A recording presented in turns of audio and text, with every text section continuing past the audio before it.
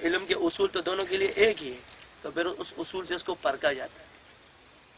تو اس وجہ سے یہ مراقبات گو کہ اس کی ترتیبیں ثابت نہیں ہیں، مگر کیونکہ یہ جن مستند بزرگان دین پر ہے اور اللہ والوں سے یہ چیزیں ثابت ہے اور انہوں نے اس ترتیبوں کو لکھا، تو ہم کیونکہ یہ ایک کورس ہے، کیا ہے، یہ ذریعہ ہے، اور ذرائع کو شریعت منع نہیں کرتی، یعنی اصول کے لیے ذریعہ، تو اس کے بغیر پہنچنا ممکن نہیں ہوتا۔ اگر اس کے بغیر پہنچنا ممکن ہوتا تو پہلے وہ ایسے ہی پہنچ جاتے، بعد میں تم پہنچتے، کیونکہ تم بعد میں آئے، وہ پہلے آئے۔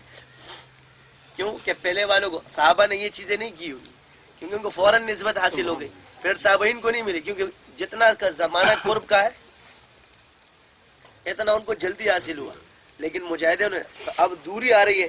تو جس طرح آپ دیکھو علم کو سمجھنے کے لیے درس نظامی کے کورس کرائے جاتے ہیں، اس کے بغیر ممکن نہیں ہے کہ کوئی عالم علم سمجھ جائے، تو کیوں کرائے جاتے؟ اب وہی عالم جب عالم بنتا ہے پھر وہ مدرسہ کھول کے بیٹھ جاتا ہے، پھر اوروں کو پڑھاتا ہے۔ اسی طرح جب تصوف کے یہ مراحل طے کرا دیے جاتے ہیں تو وہ ایک صوفی بن جاتا ہے، اس کے بعد وہ اوروں کو کراتا ہے، اور اس طرح یہ مدرسے چلتے رہتے ہیں۔ یہ دونوں مدرسے تا قیامت چلتے رہیں گے، اس میں ٹکراؤ صحیح نہیں ہے، یہ ٹکراؤ اختلافی فروعی ہے، اس میں لڑنا نہیں چاہیے۔ تو بعض پر کوئی غلبہ ہوگا، بعض پر کوئی غلبہ ہوگا، تو کیونکہ اتنے امت کے علماء، حضور نے فرمایا میری امت کے علماء کبھی غلط چیز پر متفق نہیں ہو سکتے، تو ہزاروں کی تعداد، لاکھوں کی تعداد صوفیہ سے ثابت ہے کہ وہ ان بزرگوں سے بیعت ہوئی ہے اور انہوں نے ان کی یہ طریقے اختیار کیے۔ چار تو مشہور ہے، امام غزالی رحمۃ اللہ علیہ، شاہ ولی اللہ محدث دہلوی، مجدد الافسانی، جلال الدین سیوطی، انہوں نے سارے یہ جتنے بزرگان پہلے نے کام کر چکے ہیں، بعد میں یہ چیز آئی، ورنہ اگر آپ دیکھو تو چلک کشی اس دور میں اتنی نہیں ہوتی جتنے کہ پچھلے دور میں ہوتی۔ پچھلے بزرگان دین نے زیادہ چلک کشی کی، ہم نے تو کچھ بھی نہیں کیا۔ 25 سال تو انہوں نے ریاضتیں کی ہیں، شیخ عبدالقادر جیلانی رحمۃ اللہ۔ اگر یہ کسی اور کتاب میں ہوتا تو میں کہتا چلو کوئی بات، اخبار الاخیار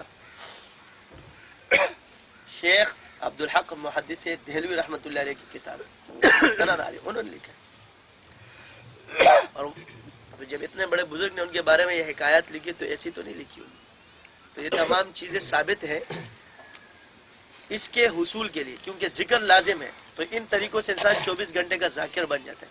پھر پاس اینڈ فاس کا طریقہ ہے سانس میں ذکر کرنا، آپ کی سانس جو اندر جا رہی ہے وہ بھی ذکر کر رہی ہے، اور جو آ رہی ہے وہ بھی ذکر کر رہی ہے، جتنا ذکر صوفیہ نے کیا۔ تو اس پر لانے کے لیے یہ طریقے اختیار کیے جاتے ہیں، یہ مشقیں ہیں انسان کی روحانی قوت کے لیے، ورنہ ایسی اگر میں پاس اینڈ فاس آپ کر لو یہاں پر ایک گھنٹے کے بعد جو ہے نا کپڑے اتار کے پھر رہے ہو گے، اگر جاری ہو گیا تو سارا بدن تمہارا جاری ہو جائے گا۔ تو اس لیے اسٹیپ بائی اسٹیپ، اب یہ جو 3 ذکر اسٹیپ بائی اسٹیپ کرتا ہے، تو ذکر روحانی قوت کے لیے حاصل کیا جاتا ہے کہ اللہ تعالیٰ کا جو ہے نا فیض ہمیں ملتا رہے، بھلے تمہیں کچھ نظر آئے یا نہ آئے، تیرا روح کی پیٹ بھر جائے گا۔ مثال کے طور پہ اگر ایک شخص توجہ سے کھانا کھاتا ہے اور ایک بغیر توجہ کے کھاتا ہے، تو کھانے کا مقصد توجہ نہیں، کھانے کا مقصد ہے پیٹ بھرنا، بھوک کو مٹانا۔ تو اسی طرح اگر کسی کو کشف ہو رہا ہے تو اس کی مثال ہے کہ یہ توجہ کے ساتھ کر رہا ہے، اور جس کو کشف نہیں ہو رہا وہ بغیر توجہ، دونوں کا کام ایک ہی ہے، قوت دونوں کو ملے گی۔ صحیح ہے؟ تو اب شروع کریں سلسلہ نقش بندیہ کا۔ اب ہر ہفتے میں ایک ساتھی آگے جو ہوں گے ان کو، جن کو خلافتیں ملی ہوئی ہیں، ان کو کرائیں گے تاکہ وہ آگے جا کے کرائیں۔ رہی یہ بات، ہر آدمی اپنے علاقے کا ذمہ دار ہے، وہاں کام کرے، ضروری نہیں، لیکن مرکز سے جڑا رہے، اس کی ڈیوٹی ختم نہیں ہوگی، شروع ہو گئی، کیونکہ جو بندہ تربیت یافتہ ہو جاتا ہے اس کی ڈیوٹی شروع ہو جاتی ہے۔ جو نئے آ رہے ہیں ان کی تربیت کی جائے گی، وہ اپنے علاقے میں کام کرے گا، مخلوق کی خدمت کرے گا، اور اپنے مرکز سے جڑ کے فیض حاصل کر کے وہاں پھیلائے گا۔ صحیح ہے؟ ذکر قلبی پہلا ہے، وقوف قلبی، کہ یہ سوچے کہ میرا دل اللہ اللہ کر رہا ہے۔ نقش بندی کے معنی ہے کہ اللہ کے نام کو اپنے دل کے اندر نقش کرنا۔ نقش میرے دل پہ تیرا نام ہو،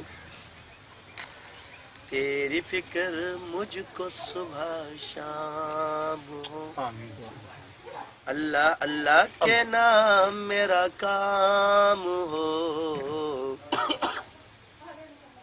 تیری چاہت کا یہی انعام ہو۔